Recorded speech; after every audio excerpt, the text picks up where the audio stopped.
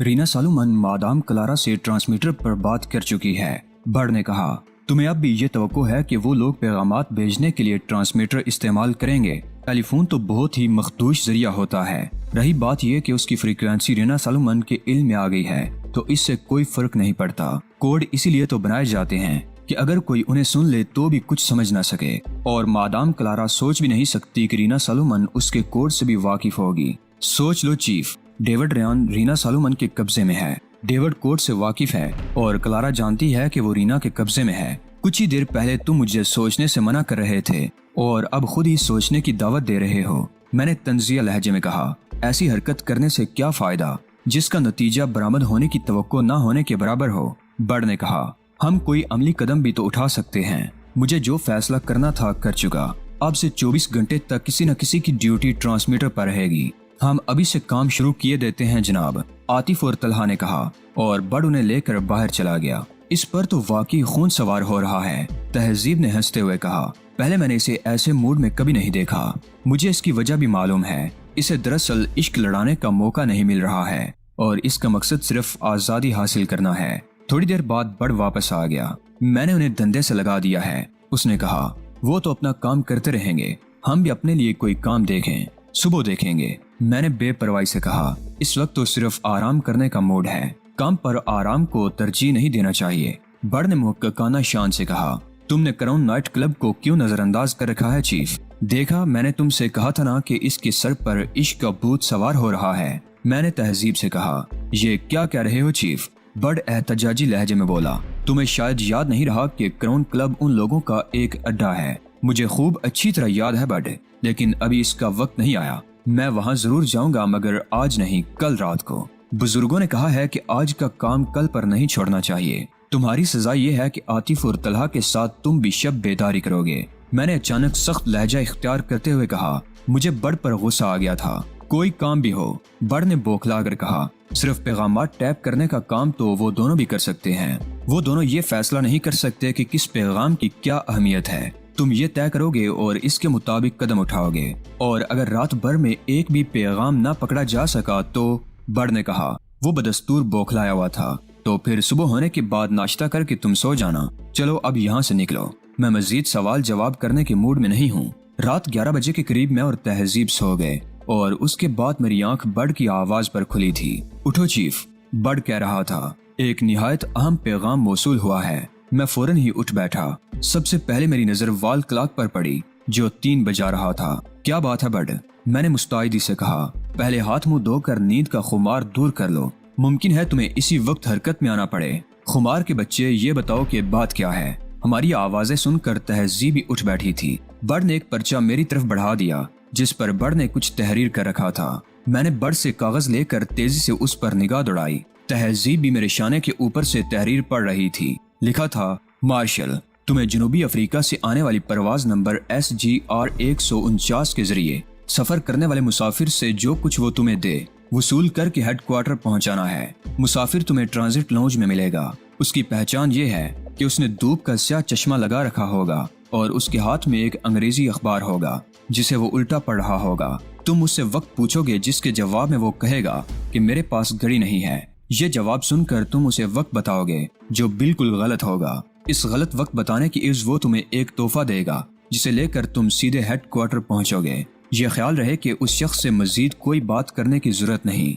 ये पैगाम कब मौसूल हुआ था? मैंने बर्ड से सवाल किया। आधे घंटे से ज्यादा हो गया है। दरअसल पैगाम कोड वर्ड्स में था। इसे डीकोड करने में इतनी देर लग गई। अब ये मालूम करना पड़ेगा कि फ्लाइट नंबर SGR 149 यहाँ किस वक्त पहुँच रही है। मैंने बेड से उतरते हुए कहा। मैं मालूम कर चुका हूँ चीफ, बर्ड ने कहा। फ्लाइट का शेड्यूल टाइम 4:50 है। इस परवाज के ज्यादातर मुसाफिर BOAC के तैयारे में सवार हो जाएंगे जो यहाँ से 6 बजे परवाज करेगा। ठीक है बर्ड, ये अहम नोयत का मामला मालूम होता है, इसे देखना पड़ेगा। आतिफ और तलहा से कहो कि चलने के लिए तैयार हो जाएं। क्या मुझे छोड़कर चले जाओगे? तहजीब ने कहा। उसने अगरचे इब्तदाई गुफ्तगू नहीं सुनी थी मगर वो मामले की तह तक पहुँच गई थी। नहीं, तुम भी साथ ही चलोगी। दरअसल ये एक ऐसा मामला है जिसके बारे में हमें कुछ भी नहीं मालूम। हम मार्शल तक से वाकिफ नहीं हैं, इसलिए हम सब का मौजूद होना जरूरी है। 15 मिनट बाद हम सब गाड़ी में सफर कर रहे थे। صبح 3:30 بجے شیگورائی کی سڑکیں سناٹے میں ڈوبی ہوئی تھیں۔ تہذیب میرے ساتھ اگلی سیٹ پر تھی، بقیہ تینوں افراد پچھلی نشست پر تھے۔ ایئرپورٹ پہنچنے تک ہمیں 2-3 جگہ روکا گیا، مگر ہمارے پاس کاغذات پورے تھے، اس لیے ہم چیکنگ کے مرحلے سے صاف گزر گئے۔ ہمارے پاس 2 صورتیں ہیں۔ ایئرپورٹ کے پارکنگ ایریا میں پہنچ کر میں نے کار پارک کرتے ہوئے کہا، یا تو ہم خود اس شخص سے وہ چیز حاصل کرنے کی کوشش کریں جو جنوبی افریقہ سے آ رہا ہے۔ ظاہر ہے وہ مارشل کو پہچانتا تو ہے نہیں، اس لیے اسے بآسانی دھوکہ دیا جا سکتا ہے۔ دوسری صورت یہ ہے کہ ہم مارشل کو تلاش کرنے کی کوشش کریں۔ دونوں ہی صورتوں میں ہمیں دشواریوں کا سامنا کرنا پڑے گا۔ برڈ نے کہا، ٹرانزٹ لاؤنج تک پہنچنا آسان نہیں ہوگا۔ اگر ہم کسی صورت میں وہاں پہنچ بھی گئے تو مارشل وہاں موجود ہوگا اور اس سے ٹکراؤ لازمی ہو جائے گا۔ میرا خیال ہے ہم اسے ٹکراؤ کے متحمل نہیں ہو سکتے، اس لیے کہ وہاں سے بچ کر نکلنے کے امکانات نہ ہونے کے برابر رہ جائیں گے۔ تمہارا خیال بالکل درست ہے برڈ، میں نے کہا۔ دوسری صورت میں ہمیں صرف یہ خطرہ ہوگا کہ ممکن ہے مارشل ہماری نظروں سے بچ کر نکل جائے، ممکن ہے ہم اسے تلاش ہی نہ کر سکیں، لیکن یہ کوئی ایسا بڑا مسئلہ نہیں ہے۔ اس صورت میں زیادہ سے زیادہ یہی ہوگا کہ ہم کامیاب نہیں ہو سکیں گے اور اس سے ہماری صحت پر کوئی اثر نہیں پڑے گا۔ میرے خیال میں مارشل کے ہماری نظروں سے بچ نکلنے کے امکانات نہ ہونے کے برابر ہیں، برڈ نے کہا۔ ہمیں نہیں معلوم کہ مارشل کون ہے، ممکن ہے وہ ایئرپورٹ کے سٹاف کا ہی کوئی آدمی ہو اور ہم کسی عام آدمی کو ہی ڈھونڈتے رہ جائیں۔ پھر کیا صورت ہوگی؟ برڈ نے سوال کیا۔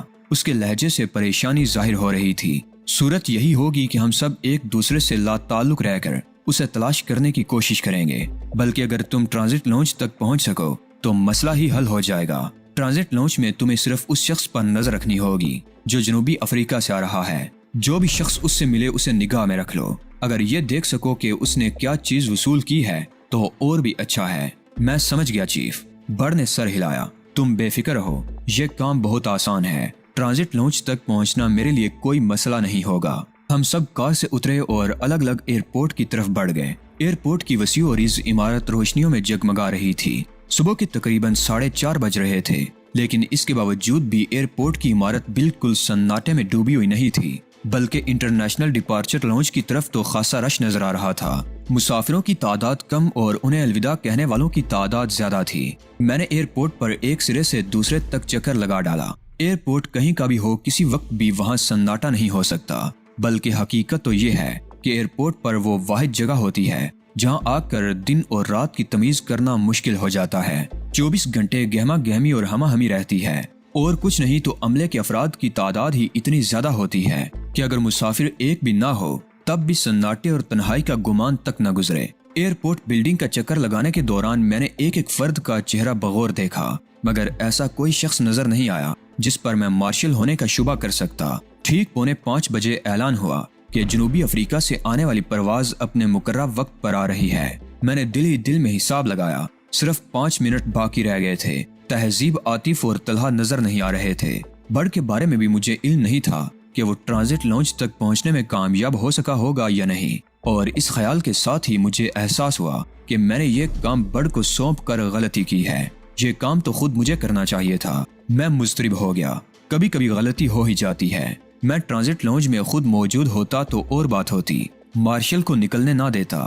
اگر وہ ایئرپورٹ سٹاف کا کوئی ممبر ہوا تو اسے اس دروازے سے نکلنے کی کیا ضرورت ہے جو مسافروں کے لیے مخصوص ہے؟ اندر ہی اندر اس قدر راستے ہیں کہ ہم سر مارتے رہ جائیں گے اور وہ کہیں کا کہیں نکل چکا ہوگا۔ میں نے بےتابی سے گھڑی دیکھی۔ 5 بجنے میں 5 منٹ باقی تھے، گویا پرواز اتر چکی تھی۔ ممکن ہے برڈ ٹرانزٹ لاؤنج تک پہنچنے میں کامیاب بھی ہو گیا ہو۔ اب اگر میں بھی اندر جانے کی کوشش کرتا تو اچانک میری نگاہ سیاہ رنگ کی اس کار کی طرف اٹھ گئی جو ابھی ابھی آ کر رکی تھی۔ عقبی نشست کا دروازہ کھلا اور ایک خوش پوش نوجوان برآمد ہوا۔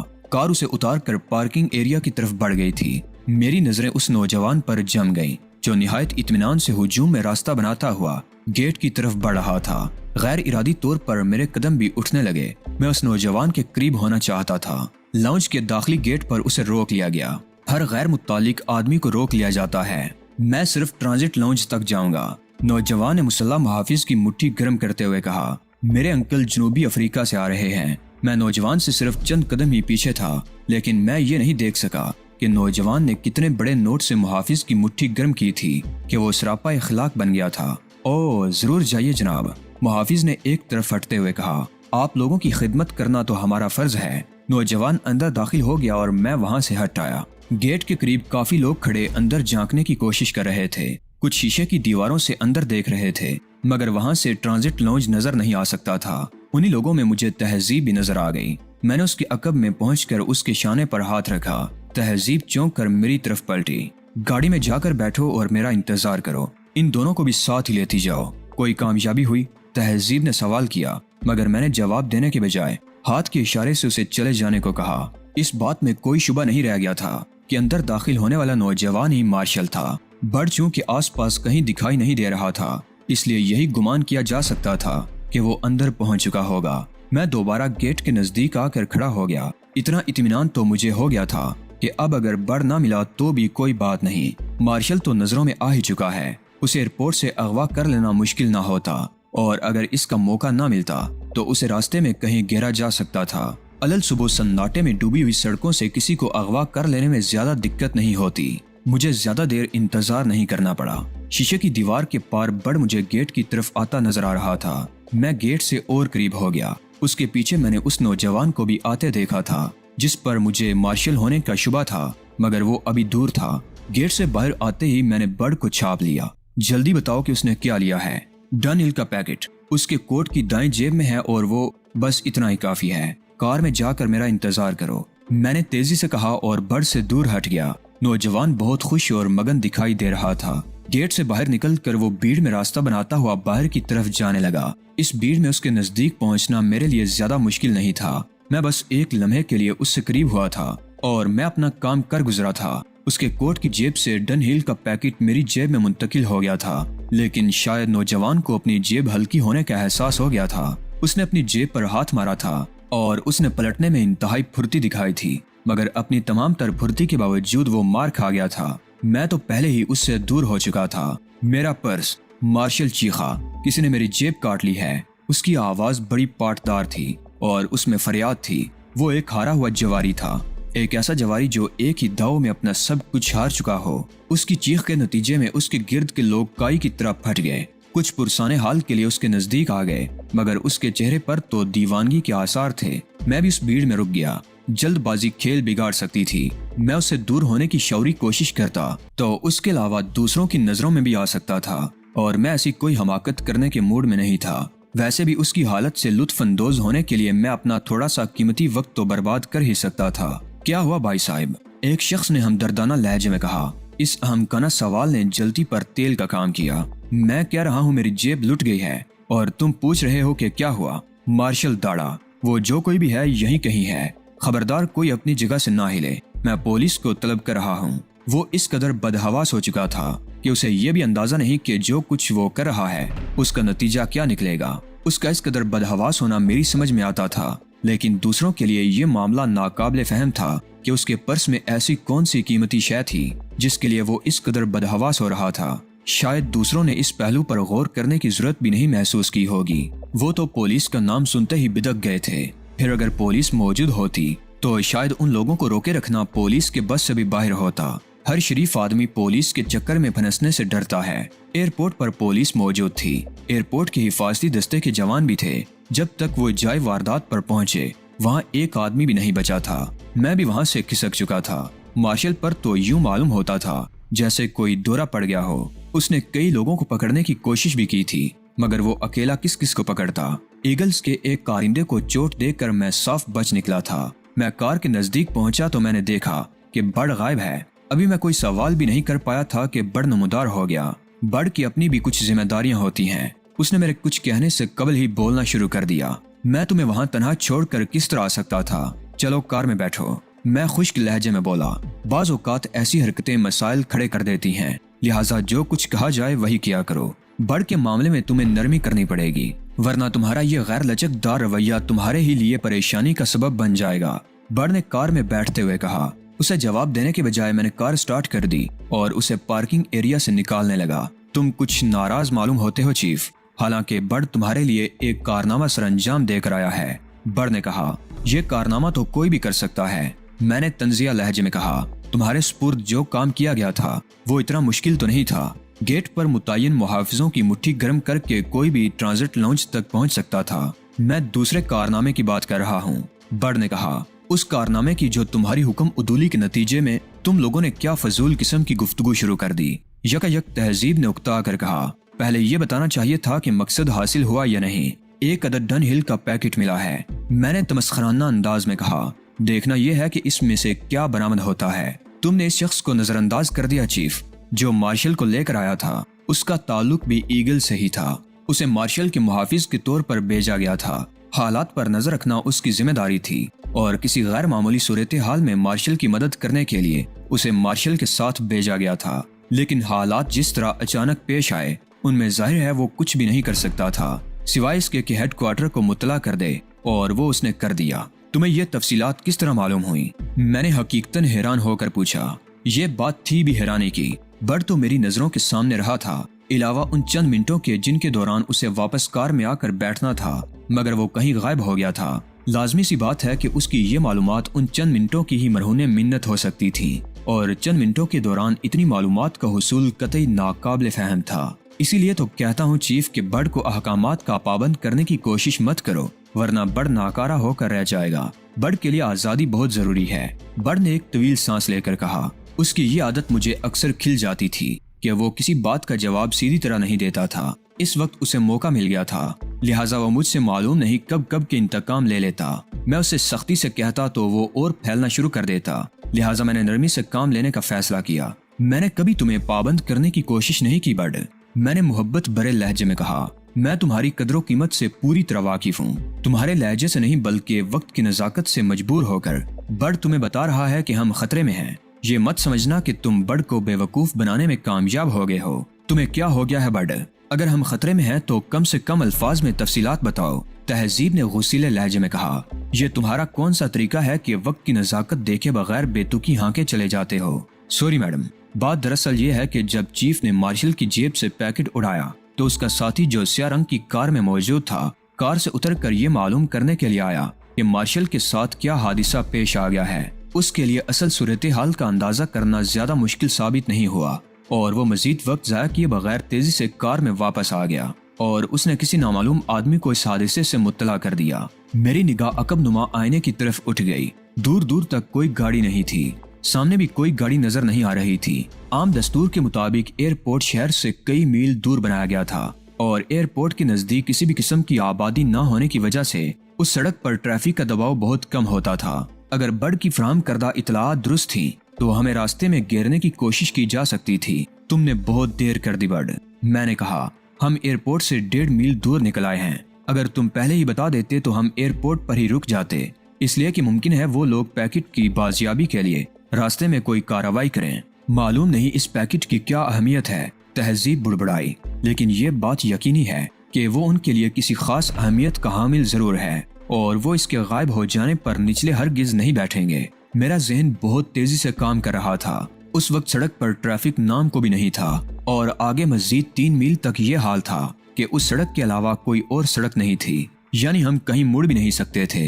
ले दे के यही सूरत रह गई थी कि हम वापस एयरपोर्ट चले जाते या फिर हम में से कोई एक पैदल जाता। ठीक है तहजीब, मैंने एक तवील सांस लेकर कहा। हम एयरपोर्ट वापस चल रहे हैं। तुम वहाँ से क्लारा को फोन कर देना, उससे कहना कि तुम उसे शदीद नुकसानात से दो चार करने के बाद मुल्क से बाहर जा रही हो। डन हिल के पैकेट और उस शख्स का हवाला भी दे देना जो जहरीली सुई का निशाना बना था। एयरपोर्ट पर बज़ाहिर किसी अफरा तफरी के आसार नहीं थे। डन हिल के पैकेट की वापसी के लिए मालूम नहीं ईगल्स ने क्या इंतजामात किए। ये बात बहरहाल तय थी कि उन्होंने कुछ न कुछ जरूर किया होगा।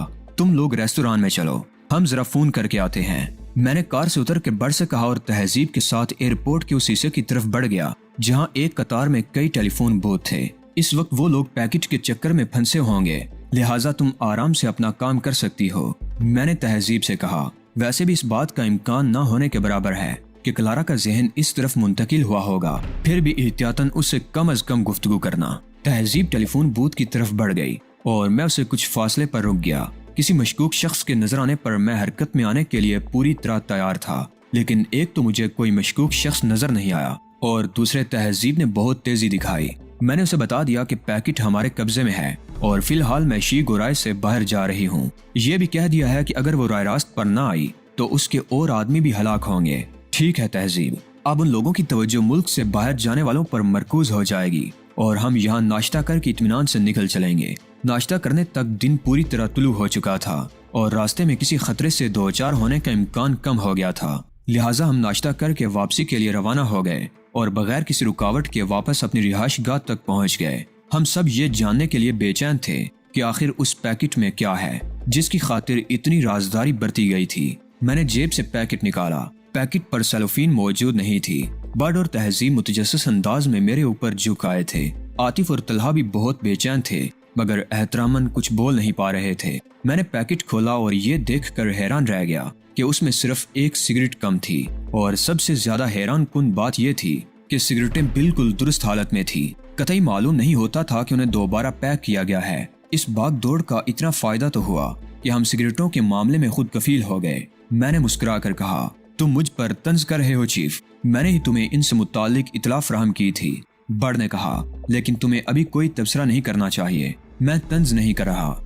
میں نے کہا، دھوکہ تو کسی کو بھی ہو سکتا ہے۔ عام آدمی کام کرتا ہے تو اس سے غلطیاں بھی سرزد ہوتی ہیں، جو کام ہی نہیں کرتے ان سے کیا غلطی ہوگی۔ پھر وہی بات، بڑ بنا گیا۔ میں نے اپنی آنکھوں سے دیکھا ہے، اس بڈھے نے یہی پیکٹ مارشل کے حوالے کیا تھا۔ ممکن ہے، میں نے بے پرواہی سے کہا، لیکن بظاہر تو یہ ایک انشوا پیکٹ معلوم ہوتا ہے، اس پر کوئی خفیہ پیغام بھی ہو سکتا ہے۔ بڑ بولا، جو ویسے نظر نہ آتا ہو اور کسی کیمیاوی طریقے سے گزرنے کے بعد ظاہر ہوتا ہو۔ ہونے کو تو سب کچھ ہو سکتا ہے، لیکن سوال یہ ہے کہ ہمیں اس کی اصلیت تک پہنچنا ہے۔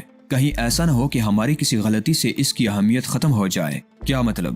بڑ نے چونک کر کہا، ہمیں نہیں معلوم کہ اس پیکٹ کا راز کیا ہے۔ اس کی اہمیت تو بہرحال مسلمہ ہے، اور یہ بھی طے ہے کہ اس کا کوئی خاص مقصد ہے ضرور۔ جن لوگوں تک اسے پہنچنا تھا وہ اس سے فائدہ اٹھانے کا طریقہ ضرور جانتے ہوں گے۔ تمہارا مطلب ہے اب ہمیں براہ راست مادام کلارا پر ہاتھ ڈالنا چاہیے؟ اب یہ مطلب ہی نہیں ہے، میں نے ہنس کر کہا۔ میں جو کچھ بھی کہہ رہا تھا محض انتہائی احتیاط کے پیش نظر کہہ رہا تھا، ورنہ زیادہ سے زیادہ یہی ہوگا نا کہ ایک ایسی چیز ضائع ہو جائے گی جس کے بارے میں ہمیں یہ بھی معلوم نہیں کہ اس کی اہمیت کی نوعیت کیا ہے۔ لہٰذا میں اس میں سے سگریٹیں نکال رہا ہوں۔ اگر کچھ ضائع ہو گیا تو ہمیں اپنی لا علمی کی وجہ سے اس کا زیادہ افسوس نہیں ہوگا۔ میں نے ایک ایک کر کے تمام سگریٹیں پیکٹ سے نکال کر میز پر ڈھیر کر دیں۔ کوئی خاص بات نظر نہیں آئی۔ ہم لوگوں نے بے بسی سے ایک دوسرے کی طرف دیکھا۔ تمہارے ذہن میں کوئی بات نہیں آ رہی؟ میں نے عاطف کی طرف دیکھا۔ تم نے چھاپا مار کارروائیوں کی تربیت حاصل کی ہے۔ تربیت تو میں نے ضرور حاصل کی ہے جناب، لیکن اول تو ہمیں جاسوسی کی تربیت نہیں دی جاتی، اور اگر دی بھی گئی ہوتی تو بھی اس کے اتنے طریقے ہیں کہ شاید ہی کوئی ایک شخص ان سب کا احاطہ کر سکتا ہو۔ میں نے اس بات میں سر ہلایا۔ یہی تو مشکل ہے، ہمیں یہ بھی نہیں معلوم کہ ہمیں کس چیز کی تلاش ہے، لہٰذا کوئی امکانی طریقہ بھی سمجھ میں نہیں آتا، علاوہ اس کے کہ ہم اس پیکٹ کا مکمل آپریشن کر ڈالیں۔ بالکل کر دینا چاہیے، تہذیب نے کہا۔ میری سمجھ میں نہیں آتا کہ اس معاملے میں تم اتنا تردد کیوں کر رہے ہو۔ تردد نہیں کر رہا، بلکہ احتیاط پیش نظر ہے، میں نے پیکٹ کے جوڑ کھولتے ہوئے کہا۔ چند سیکنڈ کے اندر اندر پیکٹ پوری طرح ادھڑ چکا تھا۔ مجھے ایسا لگتا ہے کہ یہ کسی خاص شے میں ڈوبے ہوئے سگریٹ ہیں، بڑ نے کہا۔ ممکن ہے مادام کلارا نشے کی عادی ہو۔ ڈنگ کی بات نہیں کر سکتے تو بے تکی ہانکنے سے بھی گریز کرو۔ شی گرائے میں منشیات کی کیا کمی ہے؟ اب تو لے دے کے سگریٹیں ہی رہ گئی ہیں، تہذیب نے کہا۔ لہٰذا جو بھی رائے دے گا سگریٹوں سے متعلق ہی دے گا۔ تو پھر کیا خیال ہے ان کے تمباکو کا تجزیہ کر لیا جائے؟ میں نے کہا۔ ممکن ہے کسی سگریٹ کے اندر کوئی چیز پوشیدہ کر دی گئی ہو، طلحہ نے کہا۔ تو یہی ایک بات کرینِ قیاس رہ گئی ہے، میں نے کہا۔ لہٰذا اب ہم ہر سگریٹ میں سے تمباکو نکالیں گے، لیکن واضح رہے کہ سگریٹوں کے اندر سے کچھ برآمد ہونے کے امکانات نہ ہونے کے برابر ہیں۔ تم تو ہر امکان یوں ہی رد کر دیتے ہو چیف، پہلے ان میں سے تمباکو تو نکالو۔ یوں ہی رد نہیں کر دیتا، ٹھوس بنیادوں پر کرتا ہوں۔ یہ ممکن ہی نہیں کہ کسی سگریٹ میں سے تمباکو کو نکال کر اس میں دوبارہ بھرا جائے اور سگریٹ کے کاغذ پر کوئی شکن نظر نہ آئے۔ کہتے تو تم ٹھیک ہو، تہذیب نے تائید کی، لیکن ہم کوئی امکان کیوں چھوڑیں؟ میں یہ کب کہہ رہا ہوں؟ میں نے سگریٹیں تمام افراد میں تقسیم کرتے ہوئے کہا۔ ابھی ہم سب مل کر تمام سگریٹوں میں سے تمباکو نکالے دیتے ہیں، جو کچھ بھی ہوگا سامنے آ جائے گا۔